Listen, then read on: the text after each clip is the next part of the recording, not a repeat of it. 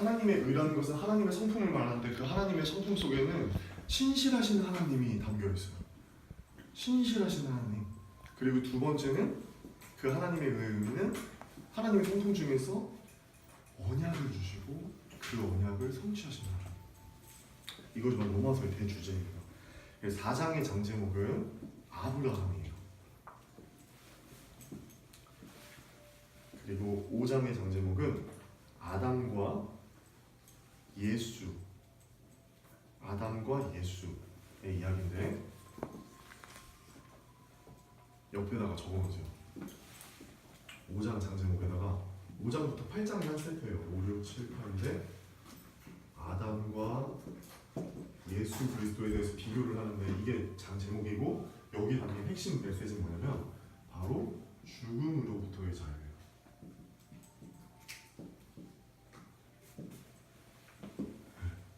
그리고 6장의 장제목은 뭐냐면 바로 세례입니다.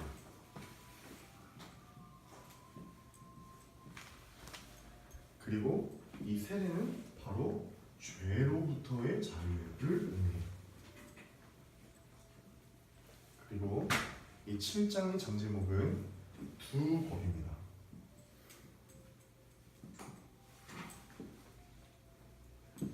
그리고 이 7장의 의미는 율법으로부터의 자유를 말해요.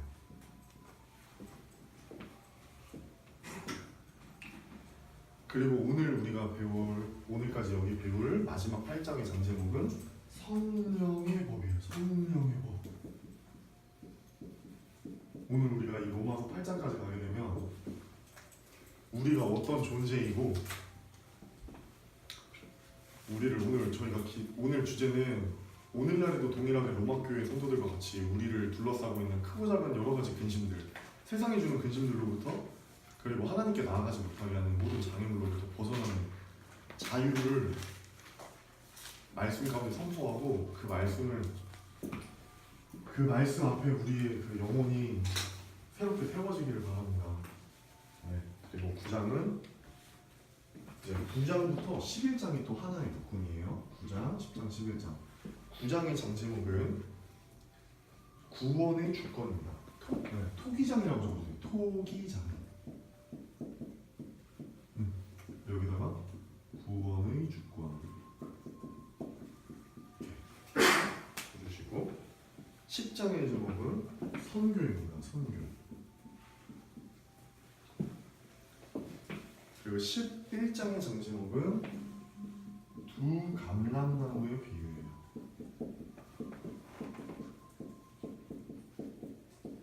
그래서 이건 이렇게 생각하면 돼요. 이렇게 나무가 두 개가 있는데 사도바울이 너무 재밌게 설명을 했어요.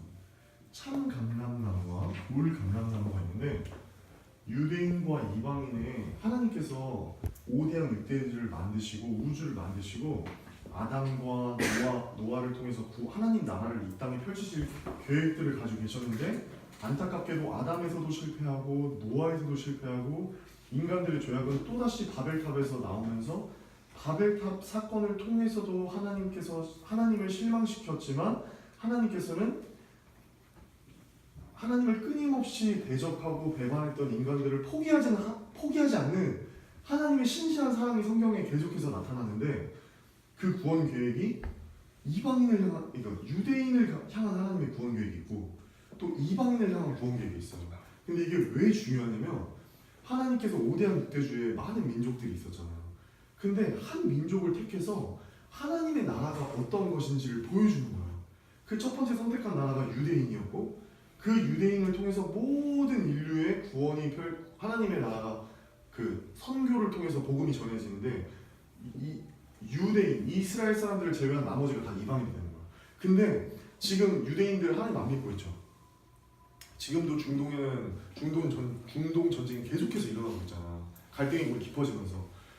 근데 이 로마서 9장부터 11장에 이스라엘을 하나님께서 어떻게 구원하실 것이라는 하나님의 마지막 그 구원의 시간표가 담겨있는 게 바로 이 로마서 9장에서 11장이에요. 우리가 하나님을 믿으면서 신앙생활하면서 크리스찬들이 수없이 하나님께 던질 수 있는 그 질문들에 대한 답과 사도 바울이 극찬하고 하나님의 구원 계획을 깨닫고 너무나 감탄하여서 하나님을 찬송할 수밖에 없었던 그 구원 계획이 이 비유에 담겨 있어요. 지금은 유대인들이 예수님을 메시아라고 인정하지 않고 있지만 마지막 때가 되면 예루살렘으로 모든 민족이 모이는 그때에는 유대인들도 다시 하나님께로 돌아오게 된다. 하나님의 구원 계획이 담겨 있는 이야기가 여기 있어요. 자, 그리고 12장부터 16장까지가 이제 하나의 묶음이에요. 13, 14, 15, 16. 이 12장의 장 제목은 산제물입니다.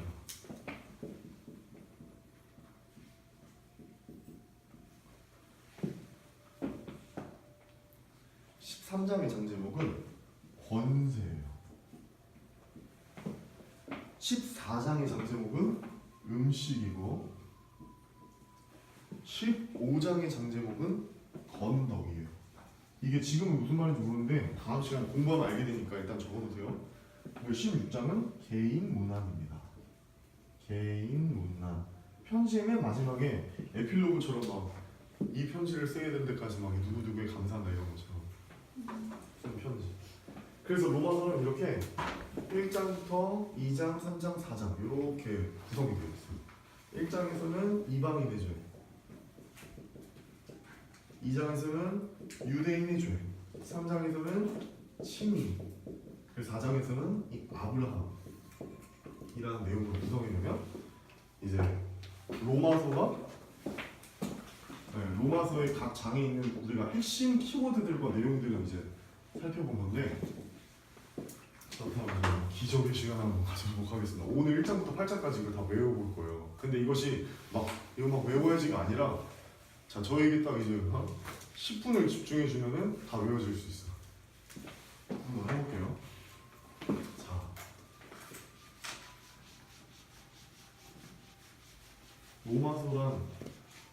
일단 로마서의 구조를 한번 배워보도록 할 건데 로마서는 자 1장부터 8장까지 공부할 거지. 사도 바울이 편지를 쓸 때는 모든 사도 바울의 편지 내용이 예를 들면 이런 거야. 양진이가 나한테가 아닌데 연애 편지라고 말하려고 했는데 그럼 좀 이상하죠? 하여튼 연애 편지를 썼어. 남자친구가 여자친구한테 편지를 썼어. 근데 그 남자친구는 항상 여자친구한테 편지를 쓸 때마다 구조를 만들어서 편지를 쓰는 거야. 굉장히 딱딱하죠? 근데 특징이 있는데 뭐냐면 사도 바울은 편지 쓸 때 항상 이렇게 써야 돼. 이거 꼭 기억해놔. 사도 바울의 편지는 항상 전반부에 뭐가 있냐면 교리. 이게 어려운 말일 수 그냥 안 하다 보면 뭐냐면 이론을 말하는 거야. 이론. 그러니까 설명을 해요. 사도 바울은 항상 전반부의 모든 편지에 설명을 해. 그 다음에 후반부에는 뭘 하냐면 우리 큐티하면 가장 중요한 게 적용이라고 하잖아. 액션 포인트. 아무리 묵상을 잘 써도 내 삶에 적용하지 않아. 사도 바울도 적용을 하는 걸 항상 강조해. 그래서 우리 삶에 실천해야 될 것들을 항상 설명을 해놓는 거 뒤에.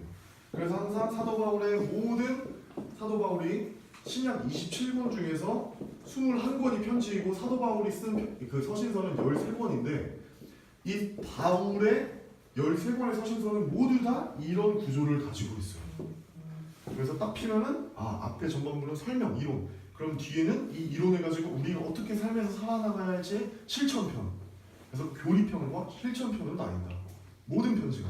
그래서 우리 지난주에 갈라디아서를 공부했었는데 갈라디아서를 예를 들어봐도 갈라디아서도 교리편과 실천편으로 나눠요. 교리편은 1장부터 4장까지 이야기고 5장부터 6장까지가 그리스도 안에서의 새 생활의 시작이라는 그 실천편에 해당하는 거야.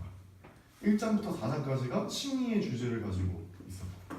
그래서 우리 그때 갈라디아서를 뭐라고 불렀냐면 작은 로마서라고 불렀어요. 왜냐하면 갈라디아서 3장과 4장에 있는 내용이 로마서 3장과 4장에 있는 내용으로 압축해 놓은 거거든요. 로마서 1장부터 4장까지의 내용을 압축해 놓은 거예요. 그러면 자 로마서를 딱 폈는데 이 로마서는 이렇게 생겼구나. 그렇다면 우리는 오늘 이 교리편을 클로즈업해서 한번 공부해 보도록 하겠습니다. 이 교리편에는 어떤 내용이 담겨 있을까? 1장부터 8장. 첫 번째는 뭐냐면 8장이니까 이렇게 한번 팔을 그려볼게요. 이게 외워지는 방법이야. 양진이가 동생한테 설명해 줄 수 있을 때 여기 아는 동생한테 너 로마서를 저 로마서 묵상하려고 하는데 형 로마서는 어떤 책이야? 그러면 양진이가 가이드 해주는 거야. 1장부터 8장까지 어떤 내용인지 알려줄게. 그래서 1장의 내용은 뭐냐면 로마서 1장은 우리 이방인들이 다 죄인이라는 얘기야. 맞죠? 이방인 우리들이 인간미 자 모든 이방인들이 다 죄인이라는 거 우리가 선한 사람 같다는 거. 그리고 2장의 장제목은 뭐냐면 2장의 내용은 모든 이스라엘 유대인들도 다 죄인이라는 거야. 내용이. 그래서 핵심적인 메시지. 자 3장의 내용은 뭐냐면 이방인도 죄인이고 유대인도 죄인인데 이 모든 죄인인 사람들이 의롭게 될 수 있는 방법이 있다는 거야. 대박 사건. 이 방법을 알려주는 거야. 레위기에서 알려줬던 제사가 아니라 도대체 그 방법이 무엇인지를 우리가 한번 볼 거야. 그리고 그렇다면 이 결론부터 말하면 그 우리가 의롭게 될 수 있는 한 방법이 나타나는데 그것이 바로 하나님의 한 의, 로마서의 대주제이고 그 방법이 우리가 칭의라고 하는데 이것은 나는 옛날에 이 말이 되게 안 와닿았어. 근데 이 말은 뭔 말이냐면 믿음으로 의롭게 된다는 거야. 제가 오만이라는 나라에 가서 사우디아라비아 밑에 있는 오만이라는 나라에 선교를 갔다 왔어요. 근데 그 사람들은 저희들이 선교를 가면은 오히려 우리가 더 잘해줘야 되잖아. 복음을 믿게 하려고. 근데 그 사람들이 우리를 더 잘해줘. 왜냐면 이슬람은 아직도 왼쪽에도 천사가 있고 오른쪽에 어깨에도 천사가 있는데 이 왼쪽인지 오른쪽인지 할 때 둘 중에 한쪽의 천사는 우리가 잘못한 일을 하면 나쁜 일들을 카운팅하고 우리가 잘한 일들을 하면 잘한 일들을 카운팅하는데 우리 특별히 잘한 일 중에 굉장히 많이 쳐준 게 뭐냐면 우리같이 이런 외국 사람들이 자기네 집에 왔을 때 그 나그네들을 굉장히 잘 대접하는 것이 천사가 굉장히 이렇게 쳐주는 행동이야. 그래서 이런 착한 일들을 많이 해야 천국에 이르는 거야. 근데 이 당시 지금 오늘날의 이슬람교뿐만 아니라 이 당시 로마에 있었던 그리고 터키 갈라디아에 있었던 그리고 심지어 그리스에 있었던 수많은 할레파 유대주의자들은 너희들 예수 나사렛 예수 그 이단 사이비가 진짜가 아니고 우리가 전통적으로 지켜왔던 이 율법들 할례 받고 십계명 잘 지키고 토라에 담긴 613가지의 말씀들을 너희가 지켜야 천국에 갈 수 있는 거야. 계속해서 그 교회들을 흔들어 버리니까 한사람교회 청년부 흔들고 영국교회 청년부를 이단들이 흔들어 버리니까 이 예수 그리스도를 믿는 사람들이 계속 픽픽 쓰러지면서 다시 흔들리는 거야. 근데 그것이 아니다. 믿음으로 의롭게 되는 거다. 이게 바로 3장 내용이야. 그런데 4장은 다시 한 번 더 이 1장, 2장, 3장을 반복해 주는 거야. 뭐냐면 아브라함이라는 사람을 통해서. 왜냐면 이 로마서라는 편지가 유대인들 로마에 있는 이방인 그리스도인들과 유대인 그리스도인들에게 쓴 편지야. 근데 이 편지가 유대인이라고 쓰는 거니까 예를 들면 대한민국 사람들한테 썼으면 바로 이순신 장군이나 세종대왕 얘기를 했을 거야. 왜냐면 이순신 장군이나 세종대왕 얘기 탁 하면 우리는 바로 귀가 솔깃하잖아. 근데 이스라엘 사람들에게는 아브라함은 끝나버려. 뭐야? 이렇게. 왜냐면 아브라함의 사건이 언약의 시작이었으니까. 이스라엘 민족이 아브라함이라는 한 사람을 통해서 시작된 민족이니까. 근데 이 아브라함이 하나님과 만났었던 언약의 모습들을 통해서 구원받는 걸 보여주거든. 우리 대준이 이거 잘 알지? 정식이도 잘 알지? 창세기에는 10가지 언약이 담겨 있어. 그치? 이거 많이 했지? 장을 물어보진 않아요. 네. 자, 괜찮아요. 표정이 갑자기 급격하게. 오케이? 자, 아브라함이 몇 번의 언약을 받았지? 5가지. 5가지. 이삭은 몇 번에 2번의 언약, 야곱이 3개의 언약을 받았는데 아브라함이 받았던 이 5번의 언약을 통해서 사도 바울이 우리가 왜 믿음으로 구원받는지를 논증하는 거야. 굉장히 똑똑해. 이 부분을 볼 거 되게 재밌어. 그렇게 된 거야. 그래서 4장의 장제목보다 아브라함이다. 자, 여기까지 복습해 볼게요. 자, 로마서 1장의 내용은 뭐라고? 이방인도 죄인. 2장은 유대인도 죄인. 3장은 이방인, 유대인 다 죄인인데 이 죄인들이 의롭게 되는 방법이 있다. 그런데 그것이 믿음으로고 4장에서는 왜 우리가 믿음으로 받는지 아브라함을 통해서 설명, 그 근거들을 뒷받침하는 거야. 무슨 말인지 알겠지? 이게 주장과 뒷받침이야. 그럼 이제 5장부터 어떤 내용이 되는지 한번 써볼게요. 5장은 파란색으로 볼게요. 자, 1장부터 4장의 내용의 주제는 바로 칭의입니다. 우리가 믿음으로 의롭게 된다는 거. 그리고 5장부터 이 8장의 핵심 주제는 뭐냐? 핵심 키워드는 뭐냐? 자유야, 자유. 우리가 어떤 책을 이렇게 공부를 해. 근데 1장부터 맨 마지막 장까지 공부하는데 그 성경의 전체 핵심을 꿰뚫는 코어가 있어. 그 핵심 키워드가 바로 자유라는 거야. 5장부터 8장까지. 자, 한번 뭔지 볼게. 로마서 5장은 우리가 죽음으로부터 자유케 됐다는 것에 대한 논증을 펼치는 내용인 거야. 이 로마서 5장이. 그리고 로마서 6장의 내용은 뭐냐면 죄로부터의 우리가 자유롭게 됐다는 거야. 우리는 이제 더 이상 죄에 억압된 사람들이 아니다. 죄로부터의 자유. 그 다음에 이 죄로부터의 자유를 말하면서 세례 사건이 무엇인지에 대해서 세례의 핵심 의미를 담고 있어. 우리가 늘 입교하고 그 유아 세례 받고 지금도 교회에서 우리는 저도 형식적으로 그랬어요. 저 이 세례 의미가 뭔지 잘 몰랐어요. 그냥 세례문답하고 중학교 2학년 때 목사님이 오라 그래서 여기 대예배당 가서 세례 받았는데 세례 받고 끝났고 아무 감동도 없었어요. 그러나 하나님은 이제 때가 참에 이제 깨닫게 해주신 줄 믿습니다. 근데 이 세례의 의미가 뭐냐면 이따 보겠지만 자 따라해보자. 연합의 원리.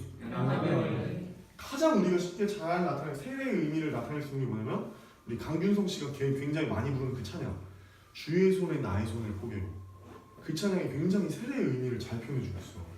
주의 손에 나의 손을 포개고 주의 발에 나의 발을 포개고 주와 함께 죽고 주와 함께 살리라. 그 찬양의 가사 있지. 우리가 예수 그리스도와 함께 십자가에 못 박혔다는 그 고백이 뭐냐면 우리가 2000년 전에 예수님을 직접 보진 못했지만 내가 예수님을 나의 구주 나의 하나님을 영접하며 내가 예수님과 함께 예수님께서 십자가에서 돌아가셨던 것과 함께 내가 나도 다시 예수님과 같이 죽었다는 것과 예수님께서 3일 만에 부활하셨다는 것을 내가 같이 3일 만에 같이 부활했다는 것을 고백하는 것이 바로 세례를 받는 의미인 거야.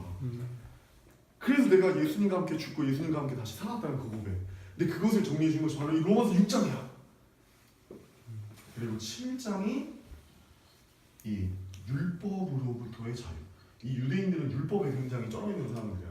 하나님과 가까워지게 했어. 근데 율법으로부터 이제 해방시켜주고 8장은 뭐냐면 바로 성령 안에서의 누리는 자유에 관해서 이제 성령 안에서 누리는 자유에 대해서 논증한 책이 바로 로마서 8장이야. 그리고 이제 9장과 저 뒤 후반부 실천편들은 다음 주에 하도록 해보겠습니다. 자, 그럼 이거 다 적었나요?